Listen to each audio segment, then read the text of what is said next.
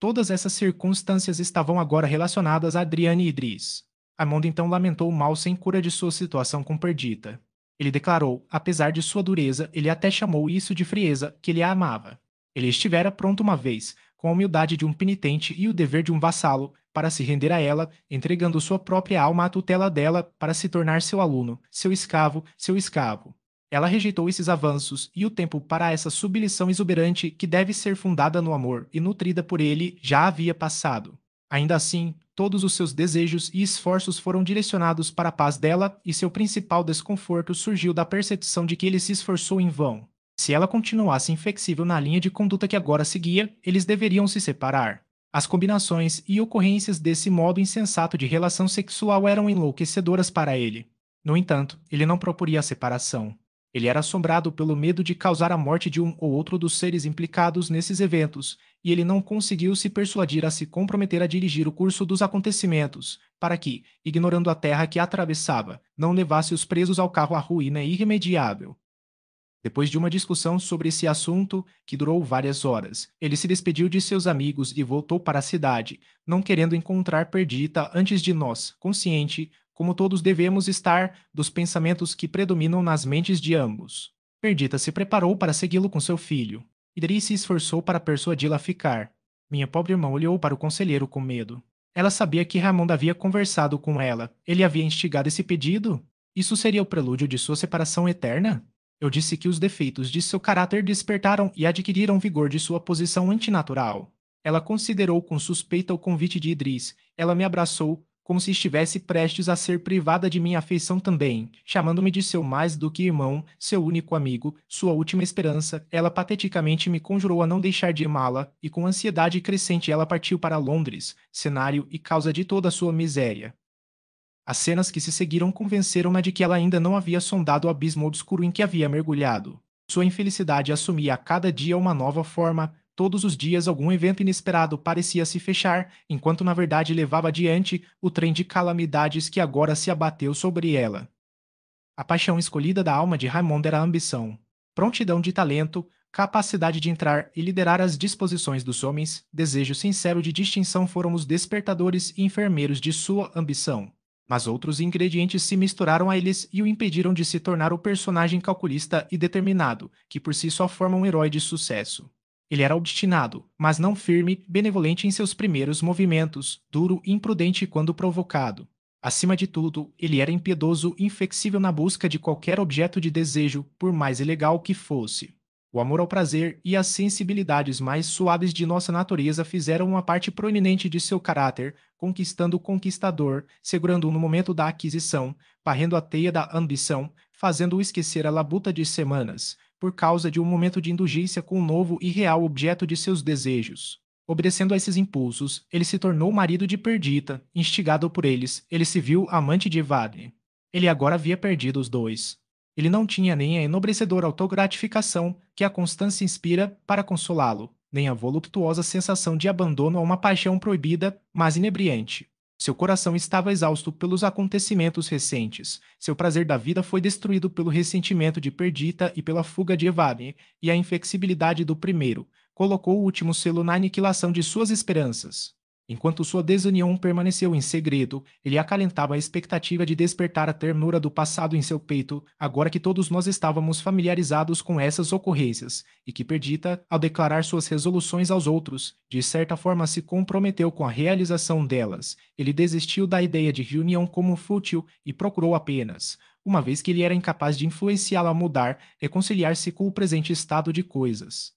Ele fez um voto contra o amor e sua série de lutas, decepções e remorsos e buscou no mero prazer sensual um remédio para as incursões prejudiciais da paixão. A degradação do caráter é o seguidor certo de tais atividades. No entanto, essa consequência não teria sido imediatamente notável se Ramon tivesse continuado a se dedicar à execução de seus planos para o benefício público e ao cumprimento de seus deveres como protetor.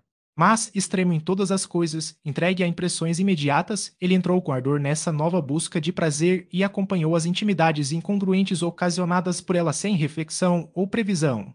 A câmara do conselho estava deserta, as multidões que o acompanhavam como agentes de seus vários projetos foram negligenciadas. A festividade e até mesmo a libertinagem tornaram-se a ordem do dia. Perdita viu com medo a desordem crescente. Por um momento, ela pensou que poderia conter a torrente e que Raimundo poderia ser induzido a ouvir a razão dela. O momento de sua influência foi passado. Ele ouviu com arrogância, respondeu com desdém, e, se na verdade ela conseguiu despertar sua consciência, o único efeito foi que ele procurou mopiar seu parador em tumulto alheio. Com a energia natural para ela, Perdita então se esforçou para suprir seu lugar. Sua união ainda aparente permitiu que ela fizesse muito, mas nenhuma mulher poderia, no final, apresentar um remédio para a crescente negligência do protetor, que, como se tomado por um paroxismo de insanidade, pisoteou toda a cerimônia, toda a ordem, todo o dever e se entregou à licença. Relatos desses estranhos procedimentos chegaram até nós, e estávamos indecisos sobre o método a adotar para restaurar nosso amigo a si mesmo e a seu país, quando Perdita apareceu de repente entre nós. Ela detalhou o progresso da triste mudança e implorou a Adrian e a mim que fôssemos a Londres e nos esforçássemos para remediar o mal crescente. Diga a ele, ela gritou, diga a Lord Raymond que minha presença não o incomodará mais. Que ele não precisa mergulhar nessa dissipação destrutiva para me enojar e me fazer voar. Este propósito está agora cumprido, ele nunca mais me verá. Mas deixe-me, é minha última súplica. Deixe-me nos louvores de seus compatriotas e da prosperidade da Inglaterra, encontrar a escolha de minha juventude justificada. Durante nossa viagem até a cidade, Adrian e eu discutimos sobre a conduta de Ramond e sua queda nas esperanças de excelência permanente de sua parte que ele antes nos dera motivos para entreter. Meu amigo e eu fomos educados em uma escola, ou melhor, eu era seu aluno na opinião de que a adesão constante aos princípios era o único caminho para a honra, uma observância incessante das leis de utilidade geral, o único objetivo consciencioso da ambição humana.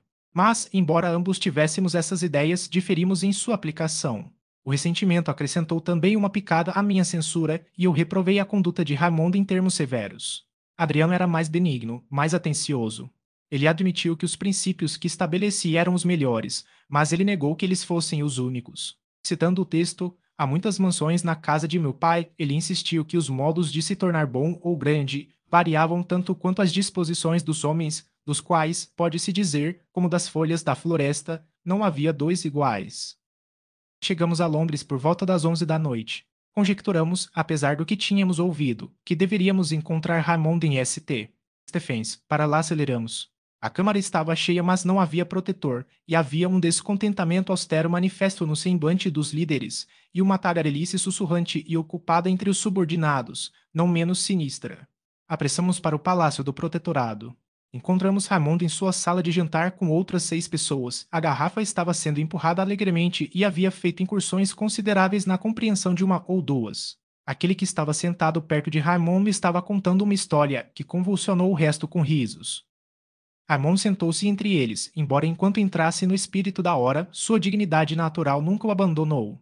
Ele era alegre, brincalhão, fascinante, mas nunca ultrapassou a modéstia da natureza ou o respeito devido a si mesmo em suas investidas mais selvagens. No entanto, confesso que, considerando a tarefa que Raimundo havia assumido como protetor da Inglaterra e os cuidados a que se cabia atender, fui extremamente provocado a observar os companheiros inúteis com quem seu tempo foi desperdiçado, e o espírito jovial, se não bêbado, que parecia a ponto de roubá-lo de seu melhor eu. Fiquei observando a cena, enquanto Adriane esvoaçava como uma sombra entre eles e, com uma palavra e um olhar de sobriedade, se esforçava para restaurar a ordem na Assembleia. Raimundo expressou-se encantado em vê-lo, declarando que ele deveria fazer uma festividade da noite. Essa ação de Adriane me provocou. Fiquei indignado por ele se sentar à mesma mesa com os companheiros de Raimundo, homens de caráter abandonado, ou melhor, sem nenhum, o refúgio do luxo de alta raça, a desgraça de seu país. Deixe-me implorar a Adrian, gritei, que não obedeça. Em vez disso, junte-se a mim no esforço de retirar Lord Raymond desta cena e restaurá-lo a outra sociedade. Meu bom amigo, disse Raymond, este não é o momento nem o lugar para a entrega de uma palestra moral. Acredite na minha palavra de que minhas diversões e sociedade não são tão ruins quanto você imagina. Não somos hipócritas nem tolos quanto ao resto. Você acha que porque você é virtuoso, não haverá mais bolos e cerveja?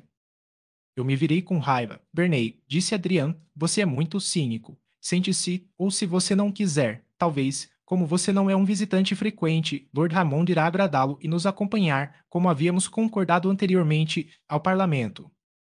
Raymond olhou atentamente para ele. Ele só conseguia ler a benignidade em seus contornos suaves. Ele se virou para mim, observando com desprezo meu comportamento mal-humorado e severo. Venha, disse Adrian, eu prometi para você, permita-me manter meu noivado. Venha conosco. Armand fez um movimento inquieto e respondeu laconicamente: eu não vou. Nesse meio tempo, a festa havia se desfeito. Eles olharam para as fotos, entraram nos outros apartamentos, falaram de bilhar e, um por um, desapareceram. Armand caminhou com raiva para cima e para baixo na sala. Eu estava pronto para receber e responder às suas censuras. Adrien encostou-se na parede. Isso é infinitamente ridículo, ele gritou. Se vocês fossem meninos de escola, não poderiam se comportar de maneira mais irracional. Você não entende, disse Raymond. Isso é apenas parte de um sistema, um esquema de tirania ao qual nunca me submeterei. Porque sou o protetor da Inglaterra, devo ser o único escravo em seu império? Minha privacidade invadida, minhas ações censuradas, meus amigos insultados? Mas eu vou me livrar de tudo juntos. Sejam testemunhas, e ele tirou a estrela, insígnia do cargo, de seu peito e jogou-a sobre a mesa. Eu renuncio ao meu cargo, abdico do meu poder, assuma quem quiser. Deixe-o assumir, exclamou Adrian, quem pode se pronunciar ou quem o mundo pronunciará ser seu superior. Não existe o homem na Inglaterra com presunção adequada. Conheça a si mesmo, Armand, e sua indignação cessará, sua complacência retorna. Há alguns meses, sempre que orávamos pela prosperidade de nosso país, ou da nossa, orávamos ao mesmo tempo pela vida e pelo bem-estar do protetor, como indissoluvelmente ligado a ele. Suas horas foram dedicadas ao nosso benefício, sua ambição era obter nosso elogio. Você decorou nossas cidades com edifícios, você nos concedeu estabelecimentos úteis, você presenteou o solo com fertilidade abundante. Os poderosos e injustos se encolheram nos degraus de seu tribunal, e os pobres e oprimidos se levantaram como flores despertas pela manhã sob o sol de sua proteção. Você pode se perguntar que estamos todos horrorizados e lamentamos quando isso parece mudado? Mas, venha, esse ataque esplênico já passou, retomar suas funções, seus partidários irão saudá-lo, seus inimigos sejam silenciados, nosso amor, honra e dever serão novamente manifestados para com você. Domine a si mesmo, Ramond, e o mundo está sujeito a você. Tudo isso seria muito bom senso se dirigido a outro, respondeu Raymond, mal-humorado, com a lição você mesmo e você, o primeiro par da terra, pode se tornar seu soberano. Você, o bom, o sábio, o justo, pode governar todos os corações. Mas percebo, cedo demais para minha própria felicidade, tarde demais para o bem da Inglaterra, que empreendi uma tarefa para a qual não estou à altura. Eu não posso governar a mim mesmo. Minhas paixões são meus mestres, meu menor impulso, meu tirano. Você acha que eu renunciei ao protetorado e eu renunciei a ele em um ataque de baço? Pelo Deus que vive, juro nunca mais pegar aquela bugiganga, nunca mais me sobrecarregar com o peso do cuidado e da miséria, dos quais esse é o sinal visível. Uma vez eu desejei ser um rei. Foi no auge da juventude e no orgulho da loucura infantil. Eu me conheci quando renunciei a ele. Eu renunciei a ele para ganhar, não importa o que aconteça, pois isso também perdi. Por muitos meses me submeti a essa majestade simulada, a essa brincadeira solene. Eu não sou mais seu. Eu estarei livre. Perdi o que adornava e dignificava a minha vida, aquilo que me ligava a outros homens. Mais uma vez, sou um homem solitário e me tornarei novamente, como em meus primeiros anos, um andarilho, um soldado da fortuna. Meus amigos, por Verney, sinto que você é meu amigo, não se esforce para abalar minha determinação. Perdita, casada com a imaginação, descuidada do que está por trás do véu, cujo caráter é na verdade defeituoso e vil, Perdita renunciou a mim. Com ela, era bonito o suficiente para desempenhar o papel de um soberano, e, como nos recessos de sua amada floresta atuamos como máscaras e nos imaginamos pastores arcadianos, para agradar a fantasia do momento também me contentei, mais por causa de Perdita do que por mim, em assumir o caráter de um dos grandes da terra, para levar aos bastidores da grandeza, para variar sua vida com um curto ato de magnificência e poder. Essa deveria ser a cor, amor e confiança substância de nossa existência. Mas devemos viver e não agir em nossas vidas perseguindo a sombra, perdi a realidade e agora renuncio a ambas. Adrian, estou prestes a voltar para a Grécia para me tornar novamente um soldado, talvez um conquistador. Você vai me acompanhar. Você verá novas cenas, ver um novo povo, testemunhe a poderosa luta que está acontecendo entre a civilização e a barbárie, contemple e talvez dirija os esforços de uma população jovem e vigorosa pela liberdade e ordem. Vem comigo. Eu esperava por você. Esperei por este momento, tudo está preparado. Você vai me acompanhar? Eu vou, respondeu Adrian. Imediatamente. Amanhã, se você quiser. Reflita. Eu chorei. Por quê? Perguntou Raimundo, meu caro amigo. Não fiz nada além de refletir sobre este passo no verão ao longo da vida e tenha certeza de que Adrian condensou uma era de reflexão neste pequeno momento. Não fale de reflexão, a partir deste momento eu abjuro, este é o meu único momento feliz durante um longo intervalo de tempo. Devo ir, Lionel, os deuses querem, e eu devo. Não se esforce para me privar de meu companheiro, o amigo do pária. Mais uma palavra sobre a cruel e injusta Perdita. Por um tempo, pensei que, observando um momento de conformidade, cultivando as cinzas ainda quentes, eu poderia reacender nela a chama do amor. É mais frio dentro dela do que um fogo deixado pelos ciganos no inverno, as brasas gastas coroadas por uma pirâmide de neve. Então, ao me esforçar para fazer violência à minha própria disposição, tornei tudo pior do que antes. Ainda acho que esse tempo, e até mesmo a ausência, pode devolvê-la a mim. Lembre-se de que eu ainda amo, que minha maior esperança é que ela seja novamente minha. Eu sei, embora ela não saiba, quão falso é o véu que ela espalhou sobre a realidade, não se esforce para rasgar essa cobertura enganosa, mas aos poucos retire-a.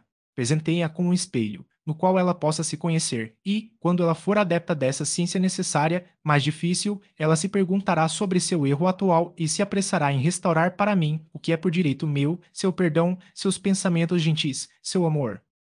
Capítulo X. Após esses eventos, demorou muito para que pudéssemos atingir qualquer grau de compostura. Uma tempestade moral naufragou nosso navio ricamente carregado, e nós, remanescentes da tripulação diminuída, ficamos horrorizados com as perdas e mudanças pelas quais havíamos sofrido. Idris amava apaixonadamente seu irmão e mal podia tolerar uma ausência cuja duração era incerta, sua sociedade era querida e necessária para mim e eu havia seguido minhas ocupações literárias escolhidas com prazer sob sua tutela e assistência, sua filosofia suave, razão infalível e amizade entusiástica eram o melhor ingrediente, o espírito exaltado de nosso círculo, até as crianças lamentaram amargamente a perda de seu gentil companheiro de brincadeiras. Uma dor mais profunda oprimiu Perdita. Apesar do ressentimento, dia e noite ela imaginou para si mesma as labutas e perigos dos andarilhos. Armando ausente, lutando com dificuldades, perdido para o poder e posição do protetorado, exposto aos perigos da guerra, tornou-se um objeto de interesse ansioso, não que ela sentisse qualquer inclinação para chamá-lo de volta, se a lembrança deve implicar um retorno à sua união anterior. Tal retorno ela sentiu ser impossível, e enquanto ela acreditava que era assim, e com angústia lamentava que assim fosse, ela continuou zangada e impaciente com ele, que ocasionou sua miséria. Essas perplexidades e arrependimentos fizeram com que ela banhasse seu travesseiro com lágrimas noturnas e a reduzisse em pessoa em mente à sombra do que ela tinha sido. Ela buscou a solidão e nos evitou quando, com alegria e afeição desenfreada, nos encontramos em um círculo familiar. Reflexões solitárias, andanças intermináveis e música solene eram seus únicos passatempos. Ela negligenciou até mesmo seu filho, fechando o coração contra toda ternura, ela ficou reservada para comigo, sua primeira e rápida amiga. Eu não podia vê-la assim perdida, sem me esforçar para remediar o mal sem remédio. Eu sabia, se não pudesse, no final, levá-la a se reconciliar com Raymond. Antes de partir, usei todos os argumentos, todas as persuasões para induzi-la a interromper sua jornada. Ela respondeu a um com um jorro de lágrimas, dizendo-me que, para ser persuadido, a vida e os bens da vida eram uma troca barata. Não era a vontade que ela queria, mas a capacidade. Repetidas vezes ela declarou que era tão fácil acorrentar o mar, colocar as rédeas nos cursos invisíveis do vento, quanto tomar a verdade por falsidade, o engano por honestidade, a comunhão sem coração por amor sincero e confiante. Ela respondeu aos meus raciocínios mais brevemente, declarando com desdém que o motivo era dela, e, até que eu pudesse convencê-la de que o passado poderia ser não representado, que a maturidade poderia voltar ao berço e que tudo o que existia poderia se tornar como se nunca tivesse sido, era inútil assegurar-lhe que nenhuma mudança real havia ocorrido em seu destino. E assim, com orgulho severo, ela permitiu que ele partisse, embora suas próprias cordas do coração rachassem com o cumprimento do ato, que arrancou dela tudo o que tornava a vida valiosa. Para mudar a cena para ela e até para nós mesmos, todos desequilibrados pela nuvem que se abateu sobre nós, convenci meus dois companheiros restantes de que era melhor que nos ausentássemos por um tempo de Windsor. Visitamos o norte da Inglaterra, minha terra natal, o Soter, e nos demoramos em cenas queridas de 1000 associações. Prolongamos nossa viagem à Escócia para que pudéssemos ver o Loch Katrine e o Loch Lomond, daí cruzamos para a Irlanda e passamos várias semanas nas proximidades de Killarney. A mudança de cenário funcionou em grande parte como eu esperava. Após um ano de ausência, Perdita voltou com um humor mais gentil e dócil para Windsor. A primeira visão deste lugar por um tempo a desequilibrou. Aqui cada ponto era distinto, com associações agora amargas. As clareiras da floresta, os vales de samambaias e as terras altas gramadas, o país cultivado e alegre espalhado ao redor do caminho prateado do antigo Tamisa, toda a terra, ar e ondas, assumiram uma voz coral, inspirada pela memória, instinto com arrependimento melancólico. Mas meu ensaio para trazê-la a uma visão mais sã de sua própria situação não terminou aqui. Perdita ainda era em grande parte ignorante. Quando ela deixou sua vida camponesa e residiu com o elegante e culto Evaden, a única realização que ela trouxe para alguma perfeição foi a pintura, pela qual ela tinha um gosto quase genial. Isso a ocupou em sua cabana solitária quando ela deixou a proteção de seu amigo grego. Seu palete e cavalete foram agora jogados de lado. Ela tentou pintar, lembranças de aglomeração fizeram sua mão tremer, seus olhos se encheram de lágrimas. Com essa ocupação, ela desistiu de quase todas as outras e sua mente se atacou quase à loucura. De minha parte, desde que Adrian me retirou de meu deserto selvático para seu próprio paraíso de ordem e beleza, eu estava casado com a literatura. Estava convencido de que, por mais que pudesse ter sido nos tempos antigos, no estágio atual do mundo, as faculdades de nenhum homem poderiam ser desenvolvidas, o princípio moral de nenhum homem ser ampliado e liberal sem um amplo conhecimento dos livros. Para mim, eles substituíam uma carreira ativa, de ambição e aquelas excitações palpáveis necessárias à multidão. A compilação de opiniões filosóficas, o estudo de fatos históricos, a aquisição de línguas eram ao mesmo tempo minha recreação e o objetivo sério de minha vida. Eu mesmo me tornei autor. Minhas produções, no entanto, eram suficientemente despretensiosas. Eles estavam confinados à biografia de personagens históricos favoritos, especialmente aqueles que eu acreditava terem sido traídos, ou sobre os quais se apegava obscuridade e dúvida. À medida que minha autoria aumentava, adquiri novas simpatias e prazeres. Encontrei outro e valioso elo para me acorrentar aos meus semelhantes. Meu ponto de vista foi ampliado e as inclinações e capacidades de todos os seres humanos tornaram-se profundamente interessantes para mim. Os reis foram chamados de pais de seu povo. De repente, tornei-me como que o pai de toda a humanidade. A posteridade tornou-se minha herdeira. Meus pensamentos eram jóias para enriquecer o tesouro das posses intelectuais do homem. Cada sentimento foi um presente precioso que lhes dei. Que essas aspirações não sejam atribuídas à vaidade. Eles não foram expressos em palavras, nem mesmo reduzidos à forma em minha própria mente, mas eles encheram minha alma, exaltando meus pensamentos, levantando um brilho de entusiasmo e me conduziram para fora do caminho obscuro em que antes andei, para a estrada iluminada ao meio-dia da humanidade, tornando-me, cidadão do mundo, um candidato a honras imortais, um aspirante ansioso ao louvor e simpatia de meus semelhantes. Ninguém certamente jamais desfrutou dos prazeres da composição mais intensamente do que eu. Se eu deixasse a floresta, a música solene dos galhos ondulantes e o majestoso templo da natureza, procurava os vastos salões do castelo e olhava para a ampla e fértil Inglaterra, espalhada sob nosso Monte Real, e ouvia o tempo todo acordes inspiradores de música. Nessas ocasiões, harmonias solenes ou ares estimulantes davam asas aos meus pensamentos atrasados, permitindo-lhes, pensei, penetrar no último véu da natureza e de seu Deus, e exibir a mais alta beleza em expressão visível para o entendimento dos homens. À medida que a música continuava, minhas ideias pareciam sair de sua casa mortal, eles sacudiram seus pinhões e começaram um voo, navegando na plácida corrente do pensamento, enchendo a criação com nova glória e despertando imagens sublimes que de outra forma haviam dormido sem voz.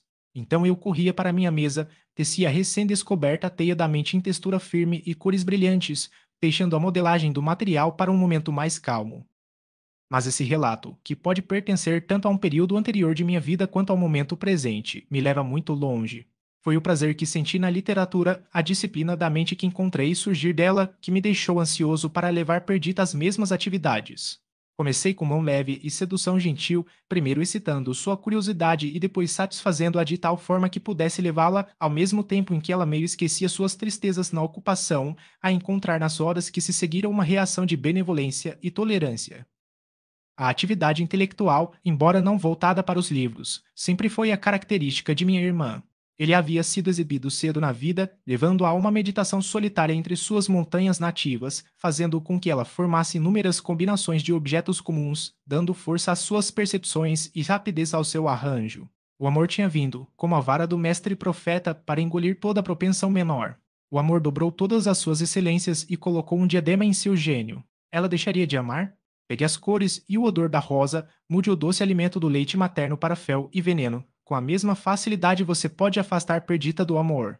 Ela lamentou a perda de Raymond com uma angústia que exilou todo o sorriso de seus lábios e trincheirou linhas tristes em sua testa de beleza.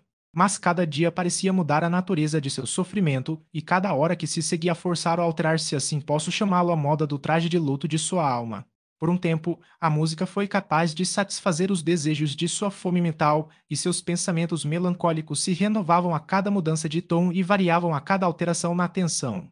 Minha escolaridade primeiro a impeliu para os livros, e, se a música tinha sido o alimento da tristeza, as produções dos sábios tornaram-se seu remédio. A aquisição de línguas desconhecidas era uma ocupação muito tediosa para alguém que se referia a todas as expressões ao universo interior e não lia, como muitos fazem, apenas para preencher o tempo, mas que ainda estava questionando a si mesma e a seu autor, moldando cada ideia de mil maneiras, ardentemente desejosa de descobrir a verdade em cada frase. Ela procurou melhorar sua compreensão. Mecanicamente, seu coração e disposições tornaram-se suaves e gentis sob essa disciplina benigna. Depois de algum tempo, ela descobriu que, em meio a todo o seu conhecimento recém-adquirido, seu próprio caráter, que antes ela imaginava entender completamente, tornou-se o primeiro na hierarquia entre as terra incognitae, as selvas sem caminhos de um país que não tinha mapa. Errante e estranhamente, ela começou a tarefa de autoexame com autocondenação. Então, novamente, ela se conscientizou de suas próprias excelências e começou a equilibrar com escalas mais justas as sombras do bem e do mal. Eu, que ansiava além das palavras, para restaurá-la à felicidade que ainda estava em seu poder desfrutar, observei com ansiedade o resultado desses procedimentos internos. Mas o homem é um animal estranho. Não podemos calcular suas forças como as de um motor, e, embora um impulso puxe com uma potência de 40 cavalos no que parece disposto a ceder a um, ainda assim, em desprezo ao cálculo, o movimento não é efetuado. Nem a tristeza, a filosofia nem o amor poderiam fazer Perdita pensar com brandura no abandono de Raymond. Ela agora tinha prazer em minha companhia. Em relação a Idris, ela sentia e exibia um senso completo e afetuoso de seu valor. Ela restaurou ao filho em medida abundante sua ternura e cuidado. Mas pude descobrir, em meio a todas as suas queixas, um profundo ressentimento em relação a Raymond e uma sensação imperecível de injúria que arrancou de mim minha esperança quando pareci mais próximo de sua realização. Entre outras restrições dolorosas, ela fez com que se tornasse uma lei entre nós nunca mencionar o nome de Raymond diante dela. Ela se recusou a ler qualquer comunicação da Grécia, desejando que eu mencionasse apenas quando alguma chegasse e se os andarilhos estavam bem. Era curioso que até a pequena Clara observasse essa lei em relação à mãe. Esta adorável criança tinha quase 8 anos de idade. Anteriormente, ela tinha sido uma criança alegre, fantasiosa, mas alegre e infantil. Após a partida de seu pai, o pensamento ficou impresso em sua jovem testa. As crianças, não adeptas da linguagem, raramente encontram palavras para expressar seus pensamentos, nem podemos dizer de que maneira os últimos eventos se impressionaram em sua mente. Mas certamente ela havia feito observações profundas enquanto observava em silêncio as mudanças que passaram ao seu redor. Ela nunca mencionou seu pai a Perdita. Ela parecia meio assustada quando falou dele para mim, e embora eu tentasse atraí-la para o assunto e dissipar a tristeza que pairava sobre suas ideias a respeito dele, não consegui. No entanto, a cada dia de postagem estrangeira ela observava a chegada das cartas, conhecia a marca do correio e me observava enquanto eu lia. Eu a encontrei muitas vezes debruçada sobre o artigo da inteligência grega no jornal. Não há visão mais dolorosa do que a de cuidados prematuros em crianças, e era particularmente observável em alguém cuja disposição até então era alegre.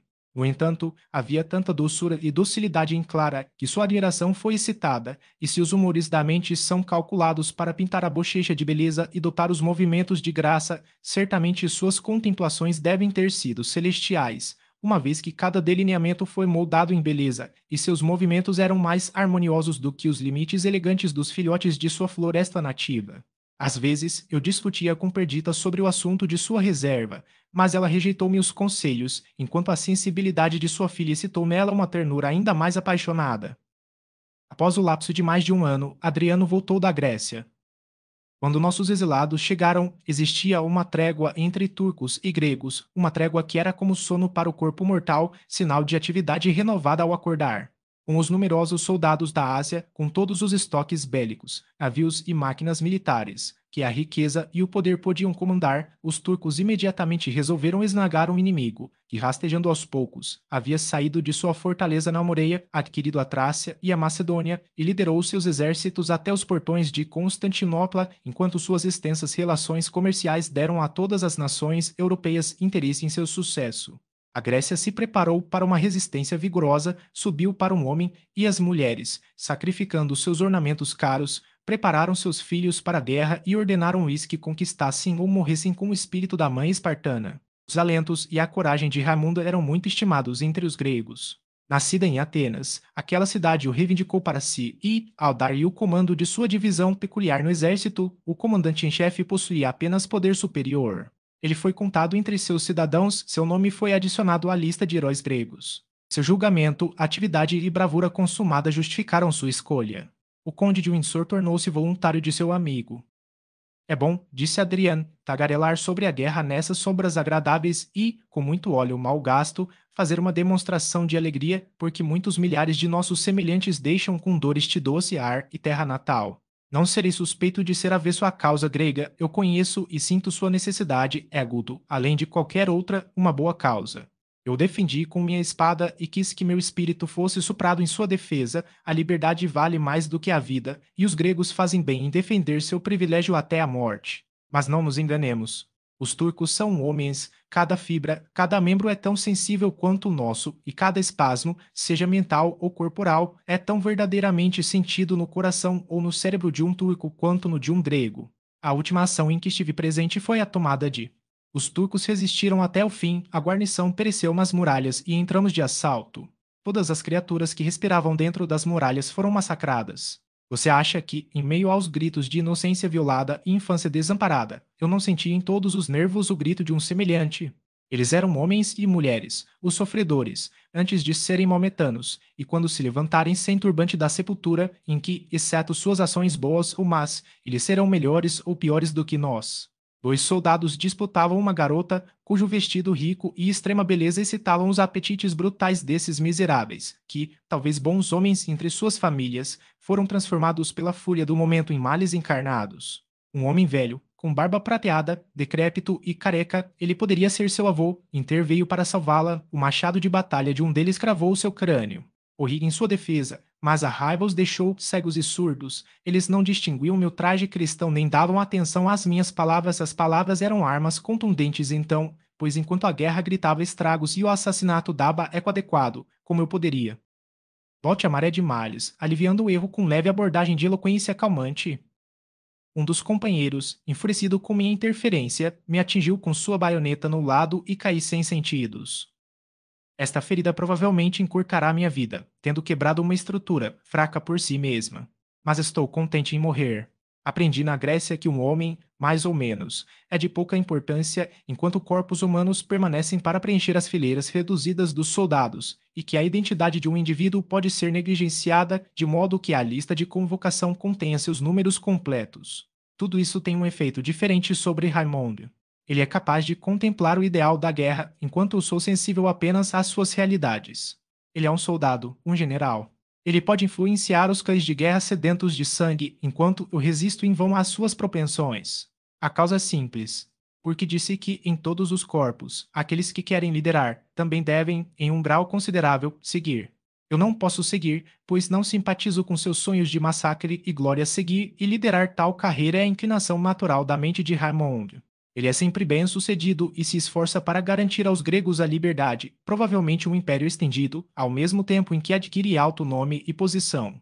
A mente de Perdita não foi suavizada por esse relato. Ela pensou, pode ser grande e feliz sem mim. Gostaria que eu também tivesse uma carreira. Gostaria que eu pudesse carregar alguma casca não experimentada com todas as minhas esperanças, energias e desejos, e lançá-la no oceano da vida com destino a algum ponto atingível, com ambição ou prazer no leme. Mas ventos adversos me detêm em terra, como Ulisses, sento-me à beira da água e choro. Mas minhas mãos nervosas não podem derrubar as árvores, nem alisar as tábuas. Sob a influência desses pensamentos melancólicos, ela se apaixonou mais do que nunca pela tristeza. No entanto, a presença de Adrian fez algum bem. Ele imediatamente quebrou a lei do silêncio observada em relação a Raymond. A princípio, ela começou com o som desacostumado, logo ela se acostumou e amou, e ouviu com avidez o relato de suas realizações. Clara também se livrou de sua restrição. Adrian e ela tinham sido velhos companheiros de brincadeira, e agora, enquanto caminhavam ou cavalgavam juntos, ele cedeu à sua súplica sincera e repetiu, pela 100ª vez, alguma história da bravura, munificência ou justiça de seu pai. Nesse ínterim, cada navio trouxe notícias emocionantes da Grécia.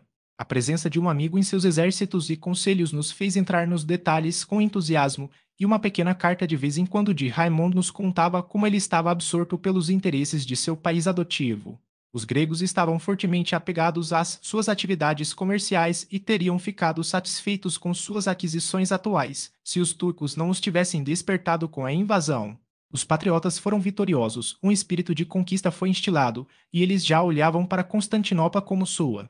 Amon subiu perpetuamente em sua estima, mas um homem tinha um comando superior a ele em seus exércitos. Ele se destacou por sua conduta e escolha de posição em uma batalha travada nas planícies da Trácia, às margens do Ebrus, que decidiria o destino do Islã.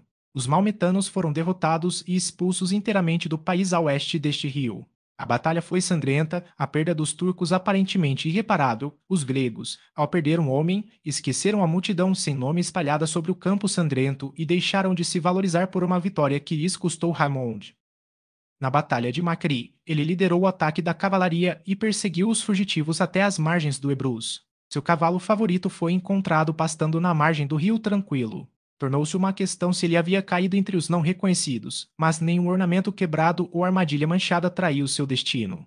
Suspeitava-se que os turcos, vendo-se possuídos por um cativo tão ilustre, resolvidos a satisfazer sua crueldade em vez de sua avareza, e temerosos da interferência da Inglaterra, haviam chegado à determinação de esconder para sempre o assassinato a sangue frio do soldado que mais odiavam e temiam nos esquadrões de seu inimigo. Hammond não foi esquecido na Inglaterra.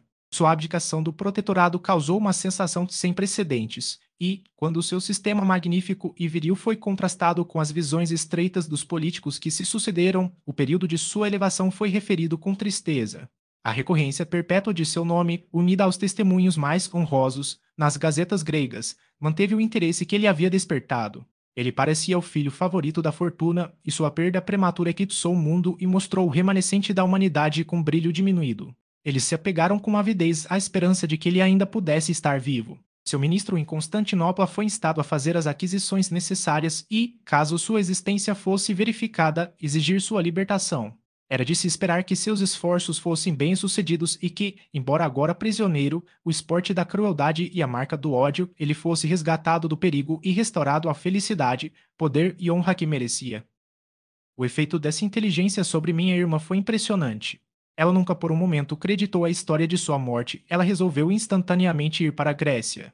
Raciocínio e persuasão foram jogados fora sobre ela, ela não suportaria nenhum obstáculo, nenhum atraso. Pode-se argumentar que, se o argumento ou a súplica podem desviar alguém de um propósito desesperado, cujo motivo e fim dependem apenas da força das afeições, então é correto transformá-los, uma vez que sua docilidade mostra que nenhum motivo nem o fim foram de força suficiente para suportá-los através dos obstáculos que acompanham seu empreendimento. Se, ao contrário, eles são a prova de denúncia, essa mesma firmeza é um presságio de sucesso e torna-se dever daqueles que os amam ajudar a suavizar as obstruções em seu caminho. Tais sentimentos acionaram nosso pequeno círculo. Achando Perdita imóvel, consultamos sobre os melhores meios de promover seu propósito. Ela não podia ir sozinha para um país onde não tinha amigos, onde poderia chegar apenas para ouvir as terríveis notícias que deveriam dominá-la de tristeza e remorso. Adriano, cuja saúde sempre foi fraca, agora sofria um agravamento considerável de sofrer com os efeitos de seu ferimento. Idris não suportava deixá-lo nesse estado, nem era certo desistir ou levar conosco uma jovem família para uma viagem dessa descrição. Resolvi finalmente acompanhar Perdita. A separação de mim e Idris foi dolorosa, mas a necessidade nos reconciliou com ela em algum grau. A necessidade e a esperança de salvar Ramon e restaurá-lo novamente à felicidade perdida. Nenhum atraso deveria ocorrer. 2 dias depois de chegarmos à nossa determinação, partimos para Portsmouth e embarcamos. A estação era maio, o tempo sem tempestades, foi-nos prometido uma viagem próspera.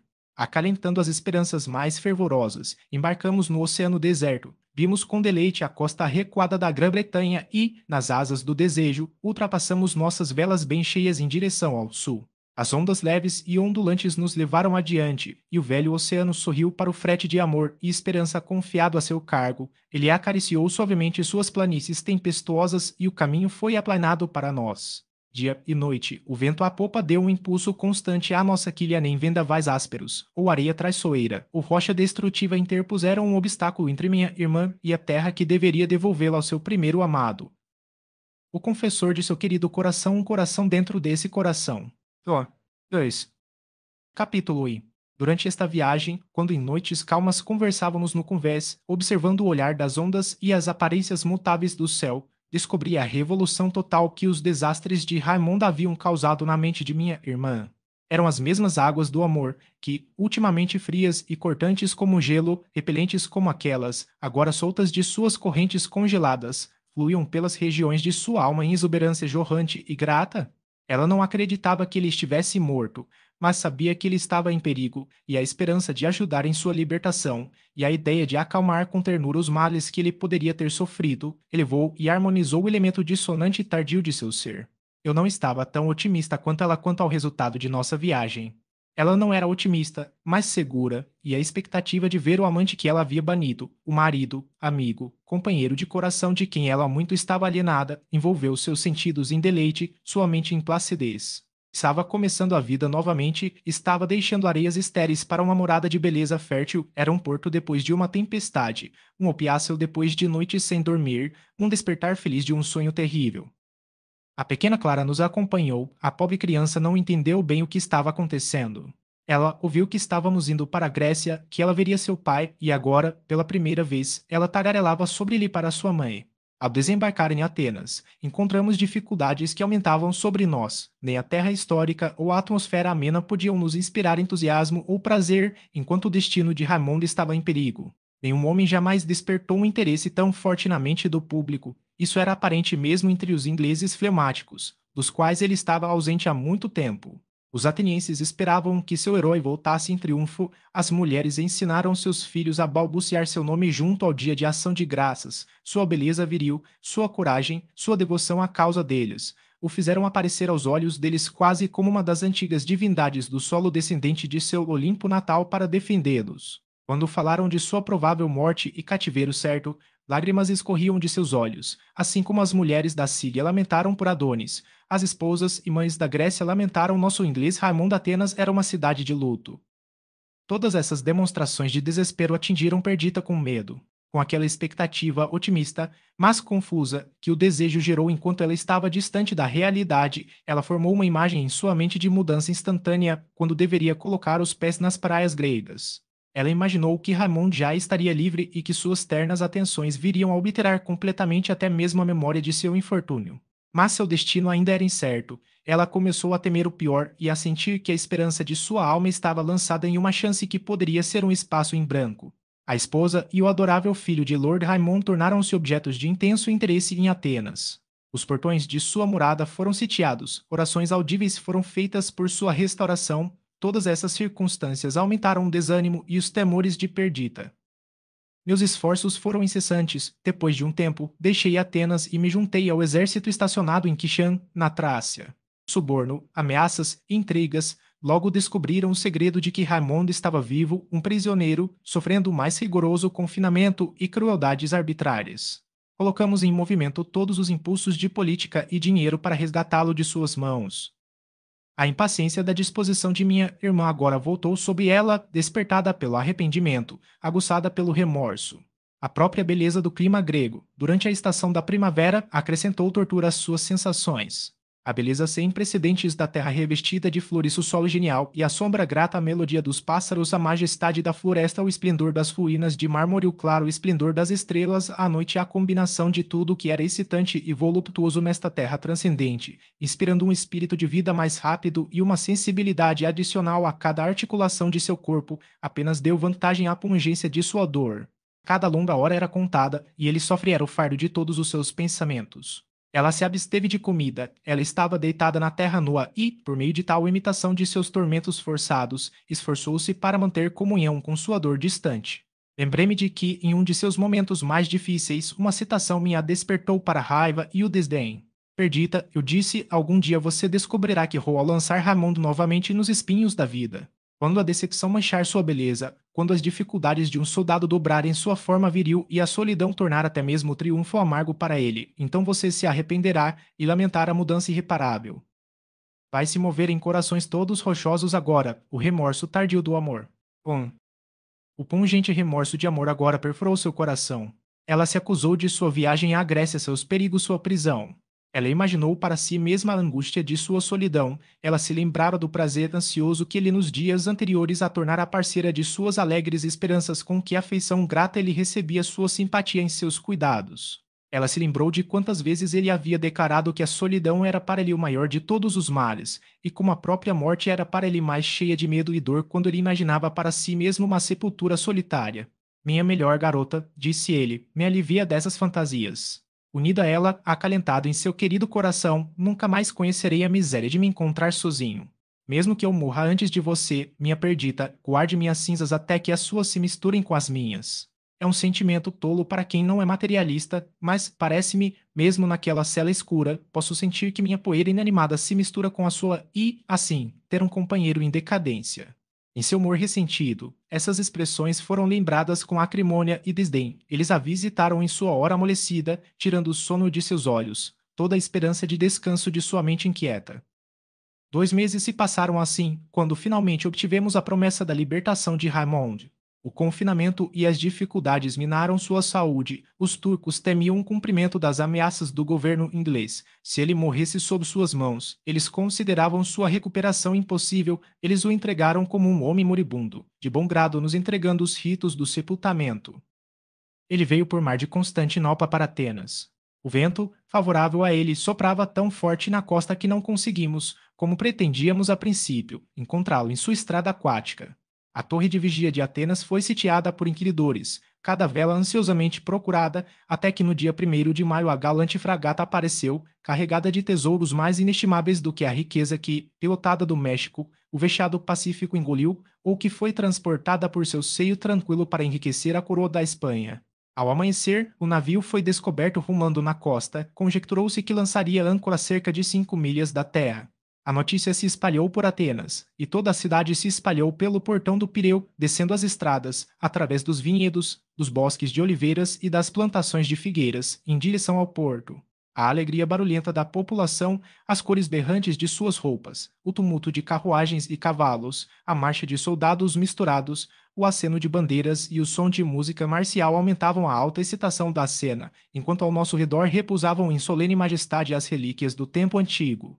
À nossa direita, a Acrópole erguia-se, espectadora de 1000 mudanças, da glória antiga, da escravidão turca e da restauração da liberdade comprada com muito caro. Tumbas e cenotáfios estavam espalhados ao redor, adornados por uma vegetação sempre renovada. Os poderosos mortos pairavam sobre seus monumentos e contemplavam em nosso entusiasmo inúmeros reunidos uma renovação das cenas em que haviam sido os atores. Perdita e Clara viajaram em uma carruagem fechada. Eu os atendi a cavalo. Por fim, chegamos ao porto. Foi agitado pela ondulação externa do mar. A praia, até onde se podia discernir, estava coberta por uma multidão em movimento que, impelida pelos que estavam atrás em direção ao mar, novamente correu de volta quando as ondas pesadas com rugido sombrio explodiram perto deles. Apiquei meu copo e pude discernir que a fragata já havia lançado âncora, com medo do perigo de se aproximar de uma costa a sotavento. Um barco foi baixado. Com uma pontada vi que Raimundo não conseguia descer pela lateral do navio. Ele foi descido em uma cadeira e deitado envolto em mantos no fundo do barco. Desmontei e chamei alguns marinheiros que estavam remando pelo porto para puxar e me levar para o esquife. Perdita no mesmo momento desceu de sua carruagem. Ela agarrou meu braço. Leve-me com você. Ela gritou. Ela estava trêmula e pálida. Clara agarrou-se a ela. Você não deve. Eu disse. O mar está agitado. Ele logo estará aqui. Você não vê o barco dele. A pequena casca para a qual eu acenava agora havia puxado para cima, antes que eu pudesse detê-la. Perdita, auxiliada pelos marinheiros. Estava nela. Clara seguiu sua mãe. Um grito alto ecoou da multidão quando saímos do porto interno, enquanto minha irmã na proa agarrou um dos homens que usava um copo, fazendo 1000 perguntas, sem se importar com os pais que a atingiu, surda, cega para todos, exceto para o pequeno pontinho que, apenas visível no topo das ondas, evidentemente se aproximava. Nós nos aproximamos com toda a velocidade que 6 remadores poderiam dar. O traje orbeiro e pitoresco dos soldados na praia, os sons de música exultante, a brisa agitada e as bandeiras agitadas, as exclamações descontroladas da multidão ansiosa, cuja aparência sombria e trajes estrangeiros eram puramente orientais, a visão da rocha coroada pelo templo, o mármore branco dos edifícios brilhando ao sol e em relevo brilhante contra o cume escuro das altas montanhas além, o quase fugido do mar, o respingo dos remos e a pitada de spray, tudo mergulhou minha alma em um delírio, não sentido, imaginado no curso comum da vida comum. Tremendo, Não consegui continuar a olhar através do vidro com o qual observei o movimento da tripulação, quando o barco da fragata foi lançado pela primeira vez. Nós nos aproximamos rapidamente, de modo que finalmente o número e as formas dos que estavam dentro puderam ser discernidos. Seus lados escuros ficaram grandes e o respingo de seus remos tornou-se audível. Pude distinguir a forma lânguida de meu amigo, enquanto ele meio que se levantava quando nos aproximamos. As perguntas de Perdita haviam cessado, ela se apoiou no meu braço, ofegante com emoções agudas demais para lágrimas. Nossos homens puxaram ao lado do outro barco. Como último esforço, minha irmã reuniu sua força, sua firmeza, ela saiu de um barco para o outro e, em seguida, com um grito, saltou em direção a Raymond, ajoelhou-se ao seu lado e, colando os lábios na mão que agarrou, o rosto envolto por seus longos cabelos, entregou-se às lágrimas. Ramon se levantou um pouco quando nos aproximamos, mas foi com dificuldade que ele se esforçou tanto. Com a bochecha encovada e os olhos vazios, pálidos e magros, como eu poderia reconhecer a amada de Perdita? Continuei impressionado e mudo ele olhou sorridente para a pobre garota, o sorriso era dele. Um dia de sol caindo em um vale escuro exibe suas características antes ocultas, e agora esse sorriso, o mesmo com que ele primeiro falou amor a Perdita, com o qual ele deu as boas-vindas ao protetorado, brincando com seu semblante alterado, e fez sentir no âmago do meu coração que este era Raymond. Ele estendeu para mim a outra mão, discerni o traço de algemas em seu pulso descoberto. Ouvi os soluços de minha irmã e pensei: felizes são as mulheres que podem chorar e, em uma carícia apaixonada, desembolsar a opressão de seus sentimentos. A vergonha e a restrição habitual retêm um homem. Eu teria dado mundos para ter agido como nos dias de infância, tê-lo forçado contra o peito, pressionado sua mão contra meus lábios e chorado por ele. Meu coração inchado me sufocou, a corrente natural não seria controlada, as grandes lágrimas rebeldes se acumularam em meus olhos. Eu me virei para o lado e eles caíram no mar. Eles vieram cada vez mais rápido, mas eu mal podia me envergonhar, pois vi que os marinheiros rudes não estavam impassíveis, e apenas os olhos de Raimundo estavam secos entre nossa tripulação. Ele estava deitado naquela calma abençoada que a convalescença sempre induz, desfrutando em tranquilidade segura de sua liberdade e reencontro com aquela a quem ele adorava. Perdita finalmente subjugou sua explosão de paixão e se levantou. Ela olhou em volta para Clara, a criança assustada, não reconhecendo o pai e negligenciada por nós, a hastejou para o outro lado do barco. Ela veio ao chamado de sua mãe. Perdita apresentou a Raimundo. Suas primeiras palavras foram: Amado, abrace nosso filho. Venha aqui, querida, disse o pai. Você não me conhece? Ela conhecia sua voz e se lançou em seus braços com uma emoção meio tímida, mas incontrolável. Percebendo a fraqueza de Raymond, tive medo das consequências negativas da pressão da multidão em seu pouso. Mas eles ficaram impressionados como eu com a mudança de sua aparência. A música morreu, os gritos terminaram abruptamente, os soldados haviam aberto um espaço no qual uma carruagem estava estacionada. Ele foi colocado nele, Perdita e Clara entraram com ele, e sua escolta se fechou em torno dela. Um murmúrio oco, semelhante ao rugido das ondas próximas, percorreu a multidão. Eles recuaram à medida que a carruagem avançava e, com medo de feri-lo, vieram recebê-lo. Por altos testemunhos de alegria, contentaram-se em curvar-se em um salão baixo enquanto a carruagem passava. Foi lentamente ao longo da estrada do Pireu, passou por um templo antigo e uma tumba heróica, sob a rocha escarpada da cidadela. O som das ondas foi deixado para trás, a da multidão continuou em intervalos, suprimida e rouca, e embora, na cidade, as casas, igrejas e edifícios públicos fossem decorados com tapeçaria e estandartes, embora os soldados se alinhassem nas ruas e os habitantes aos milhares estivessem reunidos para saudá-lo, o mesmo silêncio solene prevaleceu. Os soldados apresentaram armas, os estandartes valeu, muitas mãos brancas acenaram com uma flâmula e em vão procuraram discernir o herói no veículo que, fechado e cercado pelos guardas da cidade, o atraiu para o palácio designado para sua morada. Armando estava fraco e exausto, mas o interesse que ele percebeu ser excitado por sua causa o encheu de orgulhoso prazer. Ele quase foi morto com bondade. É verdade que a população se manteve, mas surgiu um zumbido e agitação perpétuos da multidão ao redor do palácio, que, somado ao barulho de fogos de artifício, à frequente explosão de armas, o andar de um lado para o outro de cavaleiros e carruagens, cuja efervescência lhe era o foco, retardou sua recuperação. Então nos retiramos por algum tempo para Eleusis, e aqui o descanso e o carinho acrescentavam a cada dia a força de nosso inválido. A atenção zelosa de Perdita reivindicou o primeiro lugar nas causas que induziram sua rápida recuperação, mas o segundo foi certamente o deleite que sentiu com a afeição e boa vontade dos gregos. Disse que amamos muito aqueles a quem beneficiamos muito. Raimundo lutou e conquistou os atenienses. Ele sofreu, por causa deles, perigo, prisão e dificuldades. Sua gratidão o afetou profundamente e ele jurou intimamente unir seu destino para sempre ao de um povo tão entusiasticamente devotado a ele. O sentimento social e a simpatia constituíam uma característica marcante em minha disposição. No início da juventude, o drama vivo agia ao meu redor, me atraía de coração e alma para seu vórtice. Agora eu estava consciente de uma mudança. Eu amei, esperei, gostei, mas havia algo além disso. Eu estava curioso quanto aos princípios internos de ação daqueles ao meu redor, ansiosos para ler seus pensamentos com justiça e sempre ocupados em adivinhar sua mente mais íntima. Todos os eventos, ao mesmo tempo em que me interessavam profundamente, se organizaram em fotos diante de mim. Dei o lugar certo a todos os personagens do grupo, o equilíbrio justo para cada sentimento. Essa corrente de pensamento muitas vezes me acalmou em meio à angústia e até à agonia. Deu idealidade àquilo que, tomado na verdade nua, a alma teria se revoltado. Conferiu cores pictóricas à miséria e à doença, e não raro me aliviou do desespero em mudanças deploráveis. Essa faculdade, ou instinto, agora estava Rose. Observei a devoção despertada de minha irmã, a admiração tímida, mas concentrada, de Clara por seu pai e o apetite de Raimundo por renome e sensibilidade às demonstrações de afeto dos atenienses. Examinando atentamente este volume animado, fiquei menos surpreso com o conto que li na página recém-virada. O exército turco estava neste momento sitiando Rodosto e os gregos, apressando seus preparativos e enviando reforços a cada dia, estavam às vésperas de forçar o inimigo à batalha. Cada povo considerava a luta que se aproximava como aquela que seria em grande parte decisiva, pois, em caso de vitória, o próximo passo seria o cerco de Constantinopla pelos gregos. Amond, estando um pouco recuperado, preparou-se para reassumir seu comando no exército. Perdita não se opôs à sua determinação. Ela apenas estipulou ter permissão para acompanhá-lo. Ela não havia estabelecido nenhuma regra de conduta para si mesma, mas por sua vida ela não poderia ter se oposto ao menor desejo dele, ou fazer outra coisa senão concordar alegremente com todos os seus projetos. Uma palavra, na verdade, a alarmou mais do que batalhas ou cercos, durante os quais ela confiava que o alto comando de Raimundo isentaria do perigo. Essa palavra ainda não era mais para ela, era peste.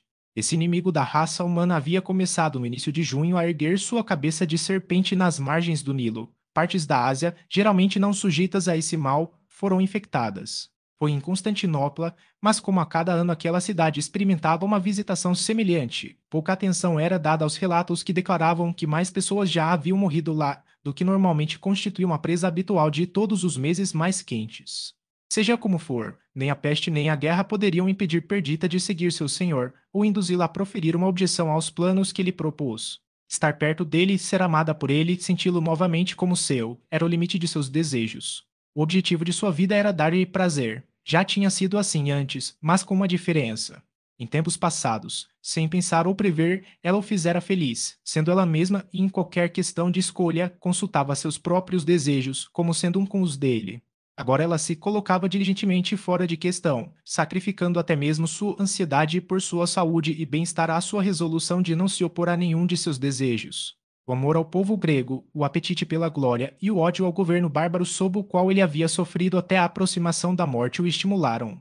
Ele desejava retribuir a bondade dos atenienses, manter vivas as esplêndidas associações relacionadas com seu nome e erradicar da Europa um poder que, enquanto todas as outras nações avançavam na civilização, estava parado, um monumento da barbárie antiga. Tendo efetuado a reunião de Raimundo e Perdita, eu estava ansioso para voltar para a Inglaterra, mas seu pedido sincero, somado ao despertar da curiosidade e a uma ansiedade indefinível de contemplar a catástrofe, agora aparentemente próxima, na longa história da guerra grega e turca, induziu-me a consentir em prolongar até o outono o período de minha residência na Grécia. Assim que a saúde de Raimundo foi suficientemente restabelecida, ele se preparou para se juntar ao acampamento grego, perto de Kishan, uma cidade de alguma importância situada a leste do Brus, no qual Perdita e Clara deveriam permanecer até o evento da batalha esperada. Saímos de Atenas no dia 2 de junho. Amon se recuperou da aparência magra e pálida da febre. Se eu não visse mais o brilho fresco da juventude em seu semblante amadurecido, se o cuidado tivesse assediado sua testa. E cavou trincheiras profundas no campo de sua beleza 2. Se seu cabelo, ligeiramente misturado com grisalhos, e seu olhar, atencioso mesmo em sua ânsia, davam sinais de anos adicionais e sofrimentos passados, ainda assim havia algo irresistivelmente comovente na visão de alguém recentemente arrebatado da sepultura, renovando sua carreira, indomável por doença ou desastre. Os atenienses viam nele, não como antes, o menino heróico ou o homem desesperado, que estava pronto para morrer por eles, mas o comandante prudente, que por causa deles era cuidadoso com sua vida e podia tornar suas próprias propensões guerreiras secundárias ao esquema da política de conduta, poderia apontar. Toda Atenas nos acompanhou